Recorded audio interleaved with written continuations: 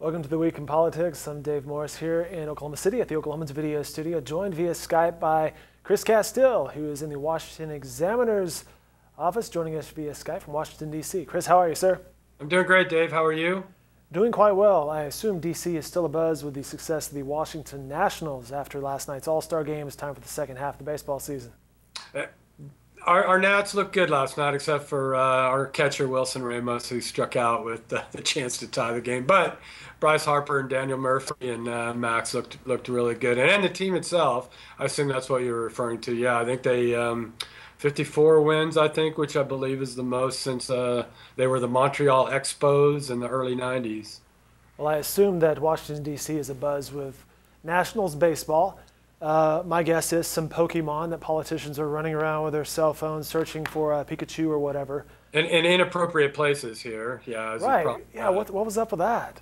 I don't know. I mean, I just think it's shameful that people are going to the Holocaust Museum and in Arlington National Cemetery to specific graves in the section that's open now for Iraq and Afghanistan, for the service members killed in Iraq and Afghanistan. I just think if you have to tell people not to do that, then there's something seriously wrong with people. When you saw the tweet go out yesterday from Arlington National, that's exactly the response. It's like, really? That was necessary? Which tells you that it probably was necessary. It obviously was. And the Holocaust Museum.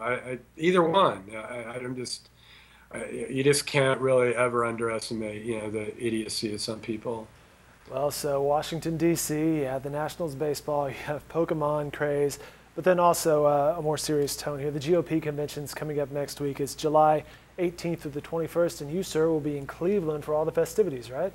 I will be there. I will be there starting Sunday. I'll be staying with the Oklahoma delegation. I think they're about 15 miles away, which is probably close these days for a state delegation to get. As you and I were talking beforehand, it's just gotten worse and worse as far as the actual delegates being close to the action. The delegates spend a lot of time on shuttle buses going to these things. So is that much like, let's say, the NCAA Final Four, where all the good seats are sucked up by the corporations? Yeah, well, as far as hotel rooms, I think that's right. Right. What happened, I mean, obviously the delegates have the best seats, but what happens, I think, a lot of times is the donors, VIPs,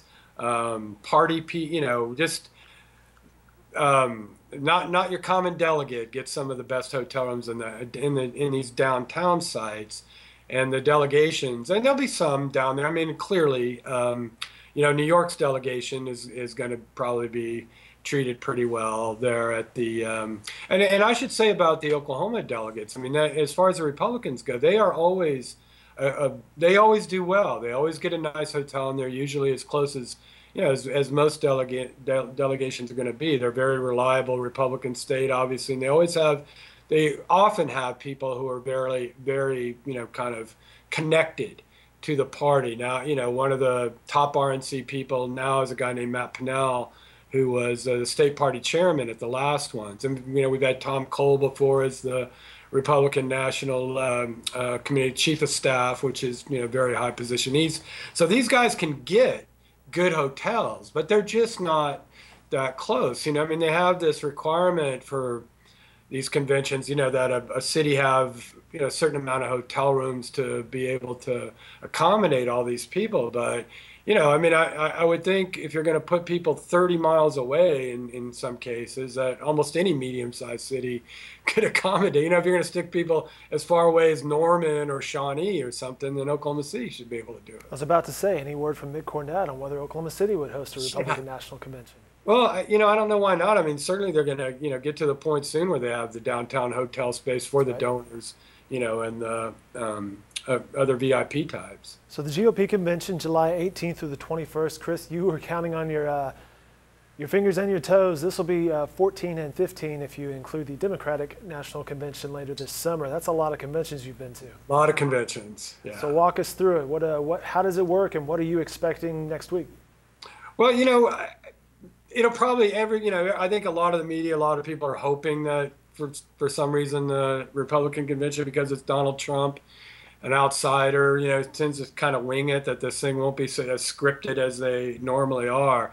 But, normally what you get is like Monday and Tuesday, kind of, speaker after speaker setting a theme. A lot of times on the Monday night, the first night of the convention, you'll get the spouse. I don't know if that means we get Bill Clinton on Monday night in Philadelphia a couple weeks from now, but and maybe a big name speaker. I think that they're talking about Chris Christie for the Republicans on Monday, Elizabeth Warren for the Democrats on the Monday. But the first 2 nights is usually just kind of hammer some theme over and over. Each speaker tries to do it, and basically that is what we are talking about here, Dave. Speech after speech after speech. Let's not, make this into, it's not like an action movie is going on there or something. It is speech after speech after speech. That's what it is. And, during the day sessions, early in the week, they'll approve the platform that everybody ignores and, kind of technical stuff like that. On Wednesday, you'll get the vice presidential nominee. We don't know who that's going to be for either one. And then on Thursday night is the big finale. The nominee accepts the nomination, gives a big speech, the confetti and balloons come down, and it's over. You mentioned Chris Christie giving a speech. The New Jersey governor is among 3, perhaps, candidates for vice president, along with Indiana Governor Mike Pence, who I believe has to say one way or the other this week because he may or may not run for re-election in Indiana, and then former Speaker of the House Newt Gingrich. Any leader in the clubhouse among those 3? I don't know, and you have to wonder with Trump if that's, just the only 3 that they're considering. If we're just going by the media, right? We'd still have Mary Fallon in the running, of course. Just 2 weeks ago, they were. That's the funny thing about.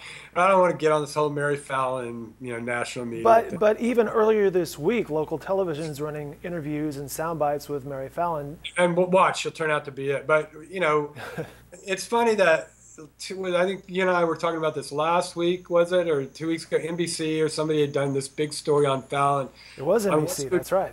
She would bring kind of a softer edge to the Trump ticket, kind of offset that harsh aspect of Trump. And now the media narrative is that he wants an attack dog.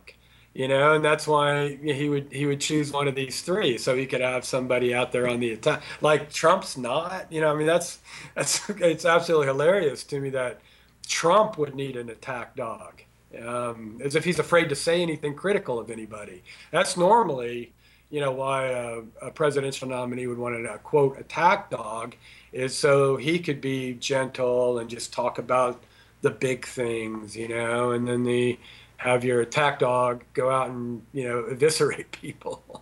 He seems to do quite fine on his own in that category.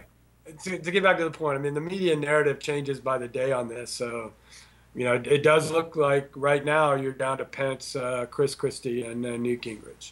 We'll get back to Trump here at the end of this segment. But in the meantime, on the Democratic side of things yesterday, Bernie Sanders endorsed Hillary Clinton. What are you hearing about that in D.C.? And then any word on Hillary's vice presidential candidate? No word on Hillary. There was a newsflash all over during the Bernie Sanders endorsement speech in New Hampshire yesterday that she was vetting a retired admiral. But who knows what's going to come of that? He's not even somebody that I was really that familiar with. He may have been, I think, in the Obama administration early on.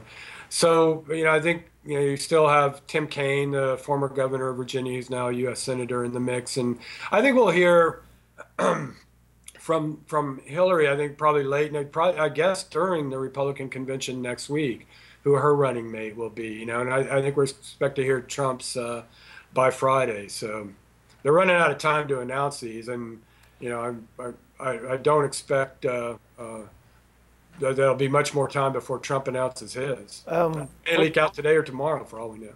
For some perspective on that, you're saying that they take a little bit of time, or they're taking their time to make their announcements. Is this unusual, looking back at the past 20, 30 years of presidential politics, or not?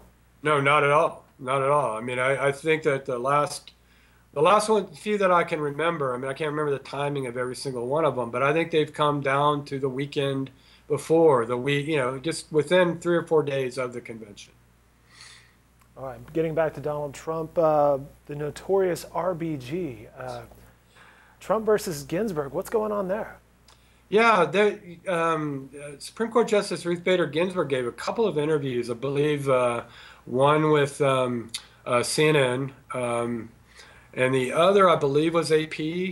That's right. I think that's right. Where she was asked about Trump and was, unusually and I think inappropriately candid about Trump as a candidate. I think she called in the CNN one, she called him a faker and, expressed this kind of alarm about him becoming president. And it's really, I think it's troubling. I like covering the court. I'm not the kind of expert that many of the reporters in Washington are on the Supreme Court, but I watch it closely, and it's because I'm kind of fascinated by it. And I don't ever remember anything like this. I mean, the court is really supposed to be beyond politics, and we all know that it's not. We all know it. I mean, we all know there's a divide, ideological divide that I believe does get into politics sometimes. We all got Bush v. Gore. Everybody has their opinion about the decision about the Florida recount in the year 2000. But I think it's political in subtle ways too. I mean, I actually thought it was kind of a political move. Believe it was last week, the last week of the term, this year's term, where the court didn't have the 4 votes to accept a religious liberty case about a pharmacy in the state of Washington that had to stock morning after pills. And Justice Alito wrote kind of a stinging dissent about the court not taking the case, and he thought it was a tragic move for religious liberty that case wasn't being taken. But let's remember, there's 8 people on that court, and 4 of them are liberals, and they would not. And I should say this: that if they had taken that case, it probably would have been argued either late this year, when in the next term that begins in October, early next year, when you are absolutely not going to have 9 justices. You're just not. It's not realistic to assume that spot is going to be filled probably until at the earliest March of 2017. So Alito's basically making this very public argument that they should have taken this religious liberty case, that he can't believe, this is a really bad sign for religious liberty in the United States, that they haven't taken this case, when the facts are that they would have lost that case, that the religious liberty side would most likely have lost with a 4-4 split, because if they split evenly, the lower court would have been upheld, and the lower court ruled for the government, not for the pharmacist who is complaining about having to stock the pill. So what was that about, really? And I just came to my own conclusion. I didn't see this anywhere, that it was just political for him to say that. But that's speaking as the court speaks, which is in their opinions, in their written decisions or dissents. That's how the court speaks. They don't talk like Ruth Bader Ginsburg talked this week about political candidates. I mean, that's just not done. So, and for context, there's no legal requirement that they refrain from political comments regarding presidential campaigns, but perhaps this is a good look at why they typically don't. It's a, I mean, you can use the cliche decorum, which is fairly meaningless. I think what it is that you have to, I think for most people who give it any thought, and I'm not sure what percentage of the population that is, there has to be some feeling that the court is above politics. I mean, I think there has to be. I mean, I feel like if you really believe that the justices are making decisions on such huge social issues that they make them on, whether it be religious liberty, whether it be on the Second Amendment, or gay rights, gay marriage, I mean, and you think all those decisions are political rather than by the law, that they're making partisan decisions, or going with their personal leanings rather than interpreting the Constitution or a statute I think that's a problem. I really do. I mean, it's not the way I want to think about the Supreme Court. Of course, Donald Trump responded, as he usually does, via Twitter, saying that these comments were beneath the court, and him and others have called for Justice Ginsburg to resign. From what I understand, I've not read these editorials, but from what I understand, even the New York Times came out in an editorial this morning supporting Trump's position on this. That's how I think. Again, most people who have any feeling about the court and its role in government and the United States, I think everybody who thinks about it feels the same way about what she said, that it was really a very troubling thing to say. You're exactly right. In fact, I was just reading that editorial. The headline on the New York Times website says, Donald Trump is right about Justice Ruth Bader Ginsburg. It ends the commentary saying Washington more than partisan enough without the spectacle of Supreme Court Justice flinging herself into the mosh pit. I agree. All right, very good. Chris, anything else we need to talk about? No, but let's talk at the convention early next week. Absolutely. I'm sure there'll be goofy hats aplenty, right? We're going to try to find the protesters. All right, Chris, we appreciate your time and context and analysis as always. All right. Thanks, Dave. All right, and more coverage from Chris Castile can be found in the Oklahoman, online at newsok.com. We chat with him every Wednesday via Skype, and we'll catch up with him from Cleveland next week from the Republican National Convention.